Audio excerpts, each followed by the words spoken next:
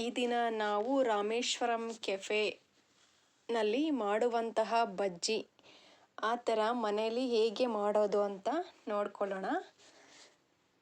ಈಗ ನೋಡಿದ್ರಲ್ಲ, ಅಷ್ಟು ಐಟಮ್ಸ್ನ ಫಸ್ಟು ಚಟ್ನಿ ಮಾಡ್ಕೋಬೇಕು, ಗ್ರೀನ್ ಚಟ್ನಿ. ಅದಿಷ್ಟು ನೋಡ್ಕೊಂಡ್ರಲ್ಲ, ಅದಿಷ್ಟು ಈಗ ಮಿಕ್ಸಿಗೆ ಹಾಕ್ಕೋಬೇಕು. ಪುದೀನ, ಕೊತ್ತಂಬರಿ, 2 ಹಸಿಮೆಣಸಿನ್ಕಾಯಿ, ಜೀರಿಗೆ, ಶುಂಠಿ ಇಷ್ಟು ನುಣ್ಣಗೆ ರುಬ್ಕೋಬೇಕು. ಈಗ ಚಟ್ನಿ ರೆಡಿಯಾಗಿದೆ. ಇದಕ್ಕೆ ಒಂದು ನಿಂಬೆ ಹಣ್ಣು ಹಿಂಡಬೇಕು. ಆಮೇಲೆ ಸ್ವಲ್ಪ ರುಚಿಗೆ ಉಪ್ಪು ಹಾಕ್ಕೋಬೇಕು. ಉಪ್ಪು ಹಾಕೋದಿಲ್ಲಿ ಮಿಸ್ ಆಗಿದೆ ವಿಡಿಯೋ. ಈಗ ಗ್ರೀನ್ ಚಟ್ನಿ ರೆಡಿಯಾಗಿದೆ. ಈಗ ಮೇಲೆ ಹಾಕೋದಕ್ಕೆ, ಗಾರ್ನಿಷಿಂಗ್ ಮಾಡೋದಕ್ಕೆ ಈರುಳ್ಳಿ ಮತ್ತು ಕ್ಯಾರೆಟು ಎರಡೂ ರೆಡಿ ಮಾಡ್ಕೋಬೇಕು. ಈಗ ನಾನು ಸಣ್ಣದಾಗಿ ಈರುಳ್ಳಿನ ಹಚ್ಕೋತಾ ಇದ್ದೀನಿ.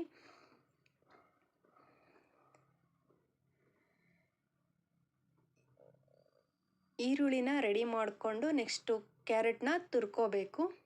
ಕ್ಯಾರೆಟನ್ನ ತುರ್ಕೊಂಡು ಕೊತ್ತಂಬರಿ ಸೊಪ್ಪು ಮೂರೂ ನಾನೀಗ ರೆಡಿ ಮಾಡ್ಕೋತಾ ಇದ್ದೀನಿ.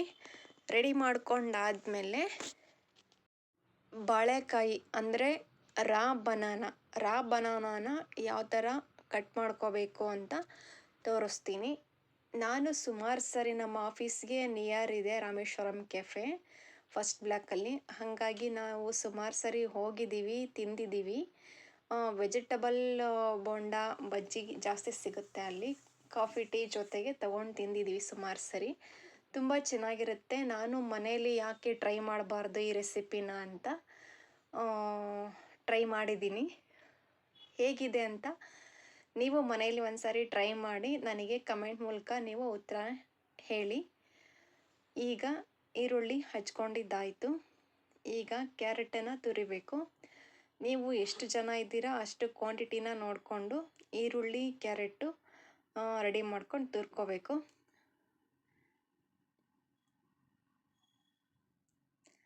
ಮತ್ತು ಮೇಲ್ಗಡೆ ಇದ್ರ ಜೊತೆಗೆ ಸೇವ್ ಬರುತ್ತಲ್ಲ, ಸೇವ್ ಅದನ್ನು ಹಾಕಿದ್ರೂ ಚೆನ್ನಾಗಿರುತ್ತೆ. ನಾನು ಅದನ್ನೇನು ಹಾಕಿಲ್ಲ ಇದರಲ್ಲಿ. ನಾನು ಹಾಕಿರೋದು ಈರುಳ್ಳಿ, ಕ್ಯಾರೆಟು, ಕೊತ್ತಂಬರಿ ಸೊಪ್ಪು ಇಷ್ಟನ್ನು ಮೇಲೆ ಗಾರ್ನಿಷಿಂಗಿಗೆ ಯೂಸ್ ಮಾಡಿದ್ದೀನಿ. ಈಗ ಇದಿಷ್ಟು ತುರ್ಕೋಬೇಕು.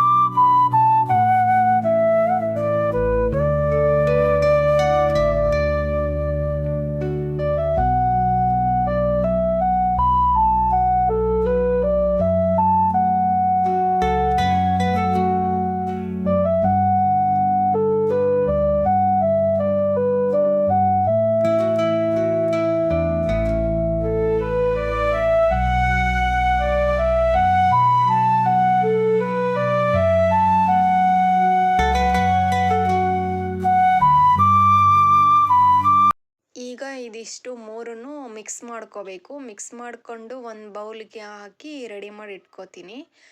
ಈಗ ಗ್ರೀನ್ ಚಟ್ನಿ ರೆಡಿ ಮಾಡ್ಕೊಂಡಿದ್ದೀವಿ.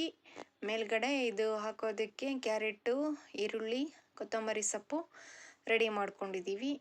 ಈಗ ಬಾಳೆಕಾಯಿ ಮತ್ತು ಬೋಂಡದ ಮೆಣಸಿನ್ಕಾಯಿಂದ ಬಜ್ಜಿನ ಮಾಡೋದನ್ನು ನೋಡ್ಕೊಂಡು ಬನ್ನಿ.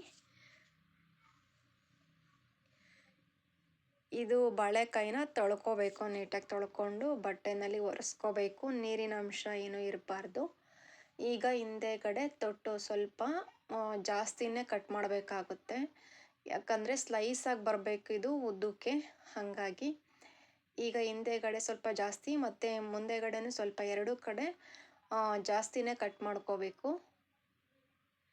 ಈ ಥರ ಕಟ್ ಮಾಡಿಕೊಂಡು ಚಾಕುನಲ್ಲಿ ಒಂದು ಲೇಯರ್ನ ಕಟ್ ಮಾಡ್ಕೋಬೇಕು, ಸಿಪ್ಪೆನ ತೆಗೆದುಬಿಡಬೇಕು. ಅದನ್ನೇನು ಯೂಸ್ ಮಾಡೋ ಹಾಗಿಲ್ಲ.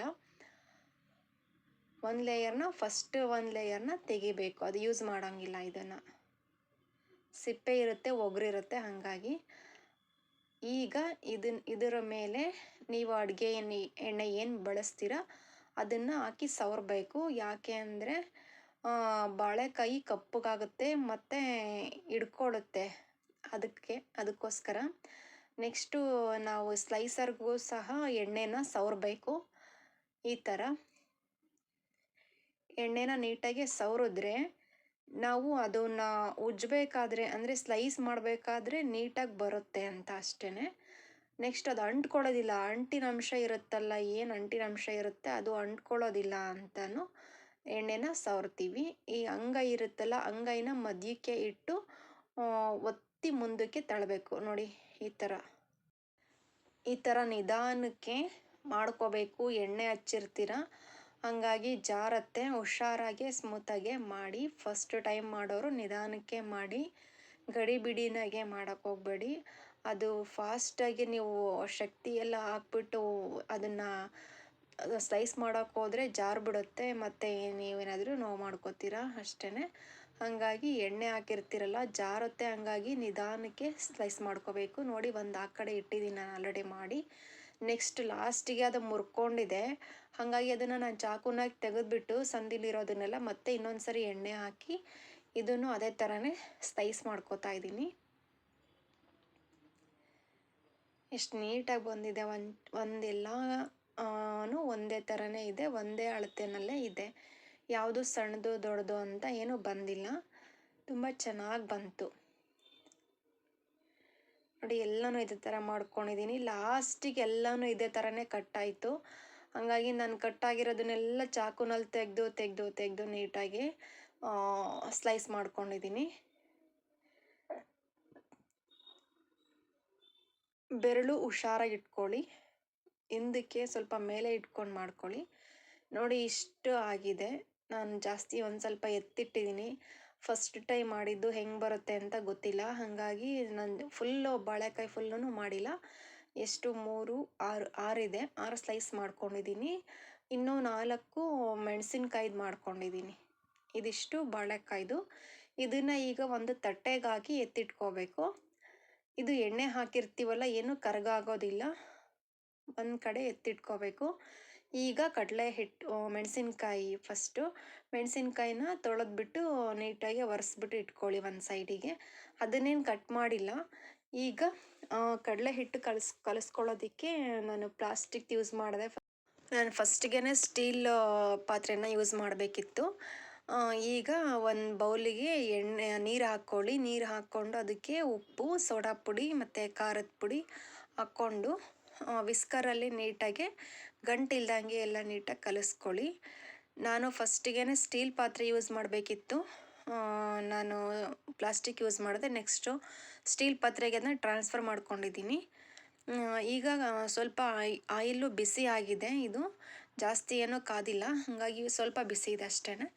ಅದನ್ನು ನಾನು ಏನು ನಾವು ಮಾಡ್ಕೊಂಡಿರ್ತೀವಿ ಹಿಟ್ಟು ಕಲಸೋದಕ್ಕೆ ನೀರು, ಅದರೊಳಗಡೆ ಎಣ್ಣೆನ ಹಾಕ್ಕೊಂಡ್ರೆ ಚೆನ್ನಾಗಿ ಕಲರ್ಫುಲ್ಲಾಗಿ ಬರುತ್ತೆ. ನೀವೊಂದು ಸಾರಿ ಟ್ರೈ ಮಾಡಿ ಗೊತ್ತಾಗುತ್ತೆ. ಈಗ ನಾನು ಸ್ಟೀಲ್ ಪಾತ್ರೆಗೆ ಇದನ್ನು ಟ್ರಾನ್ಸ್ಫರ್ ಮಾಡ್ಕೊಂಡಿದ್ದೀನಿ. ಈಗ ಇದಕ್ಕೆ ಸ್ವಲ್ಪ ಕಡಲೆ ಹಿಟ್ಟಿಗಿನ್ನ ಕಡಿಮೆ ಪ್ರಮಾಣದಲ್ಲಿ ಅಕ್ಕಿ ಹಿಟ್ಟು ಹಾಕ್ಕೋಬೇಕು. ಅಕ್ಕಿ ಹಿಟ್ಟು ಹಾಕ್ಕೊಂಡು ಗಂಟಿಲ್ದಂಗೆ ವಿಸ್ಕರ್ ತಗೊಂಡು ನೀಟಾಗಿ ಅದನ್ನು ಕಲಿಸ್ಕೋಬೇಕು.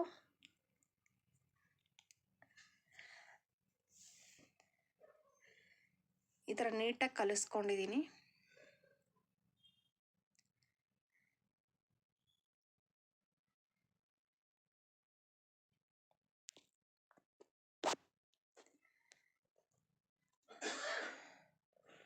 ನೆಕ್ಸ್ಟ್ ಇದಕ್ಕೆ ಕಡಲೆ ಹಿಟ್ಟು ಹಾಕ್ತಾ ಇದ್ದೀನಿ.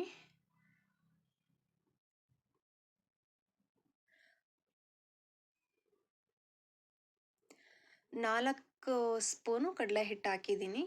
4 ಸ್ಪೂನ್ ಕಡಲೆ ಹಿಟ್ಟನ್ನು ನೀಟಾಗಿ ನೀರಿನ ಜೊತೆಗೆ ಮಿಕ್ಸ್ ಮಾಡ್ಕೊಳ್ಳಿ, ನೀಟಾಗಿ ಕಲಿಸ್ಕೊಳ್ಳಿ.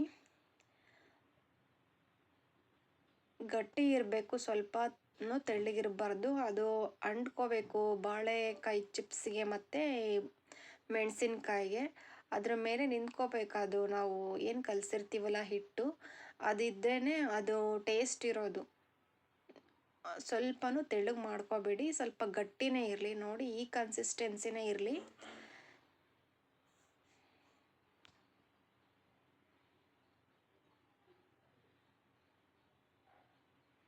ನೀಟಾಗಿ ವಿಸ್ಕರಲ್ಲಿ ಇದನ್ನು ಈ ಥರ ಮಾಡ್ಕೋಬೇಕು.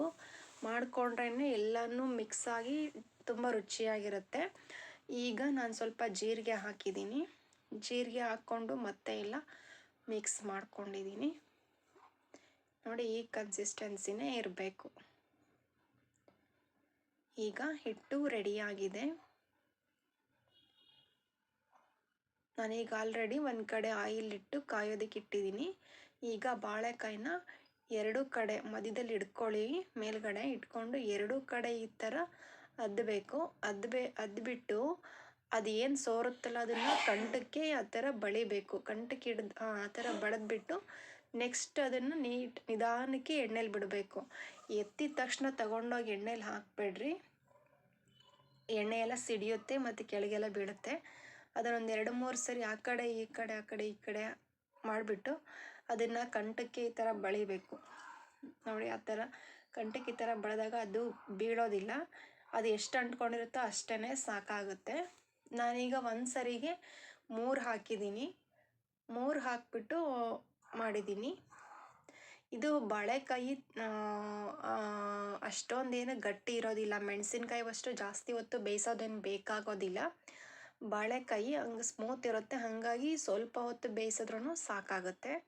ನೀವು ಮೆಣಸಿನ್ಕಾಯಿ ಬೇಯಿಸ್ತಿರಲ್ಲ ಅಷ್ಟೊತ್ತೇನು ಬೇಯಿಸೋದು ಬೇಡ. ಇದನ್ನು ಈ ಕಲರ್ ಚೇಂಜ್ ಆಗುತ್ತಲ್ಲ ಅಲ್ಲಿವರೆಗೂ ಬೇಯಿಸಿ ಸಾಕು.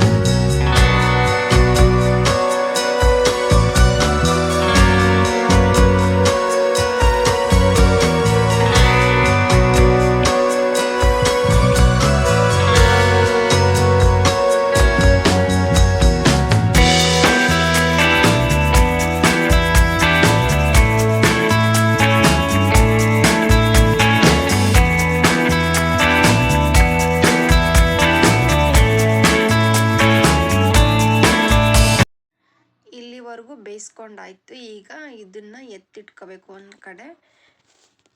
ಈಗ ಮೆಣಸಿನ್ಕಾಯಿನ ಹಾಕಬೇಕು.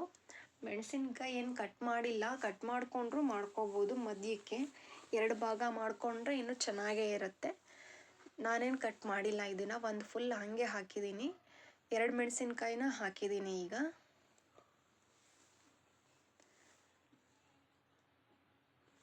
ಈ ಥರ ಬೇಯಿಸ್ಕೊಳ್ಳಿ. ಮೆಣಸಿನ್ಕಾಯಿನ ಈ ಥರ ಸ್ವಲ್ಪ ಜಾಸ್ತಿ ಹೊತ್ತೇ ಬೇಯಿಸ್ಕೋಬೇಕಾಗುತ್ತೆ. ಬಾಳೆಕಾಯಿಗಿಂತನೂ ಮೆಣಸಿನ್ಕಾಯಿ ಜಾಸ್ತಿ ಹೊತ್ತು ಬೇಯಿಸ್ಕೊಂಡು ಇದನ್ನು ಒಂದು ತಟ್ಟೆಗೆ ತೆಗೆದಿಟ್ಕೊಳ್ಳಿ.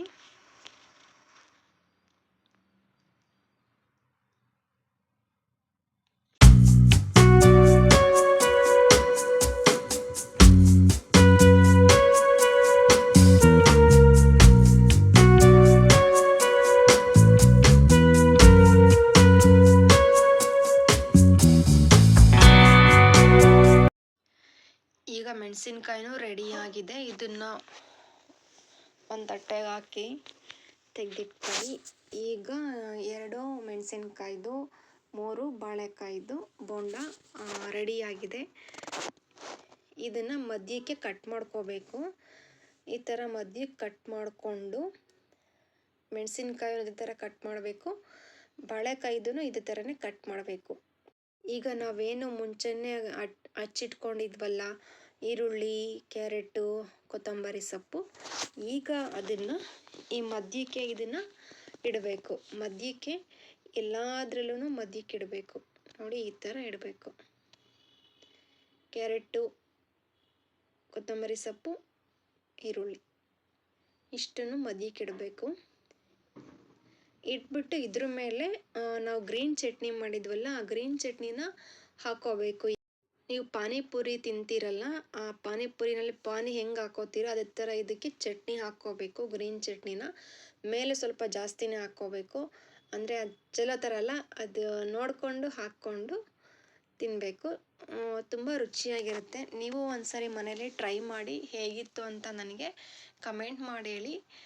ತುಂಬ ಟೇಸ್ಟಿಯಾಗಿತ್ತು. ಇದೇ ಥರ ನೀವು ಬಾಳೆಕಾಯಿ ಮತ್ತು ಜೊತೆಗೆ ಹೀರೆಕಾಯಿ ಮಾಡ್ಬೋದು. ಅದು ತುಂಬ ಚೆನ್ನಾಗಿರುತ್ತೆ. ಅದು ಕೂಡ ಬೇಗನೆ ಬೇಯುತ್ತೆ ಎಣ್ಣೆಯಲ್ಲಿ. ಅದನ್ನು ಮಾಡಿಕೊಂಡ್ರೆ ಇನ್ನೂ ತುಂಬ ಚೆನ್ನಾಗಿರುತ್ತೆ. ಇವತ್ತು ರಾಮೇಶ್ವರಂ ಕೆಫೆ ಸ್ಟೈಲ್ ಬಜ್ಜಿ ರೆಡಿಯಾಗಿದೆ. ನೀವು ಕೂಡ ಒಂದ್ಸರಿ ಟ್ರೈ ಮಾಡಿ ಹೇಗಿತ್ತು ಅಂತ ನನಗೆ ಕಮೆಂಟ್ ಮೂಲಕ ಉತ್ತರ ಹೇಳಿ. ಎಲ್ಲರಿಗೂ ಥ್ಯಾಂಕ್ ಯು ಸೋ ಮಚ್.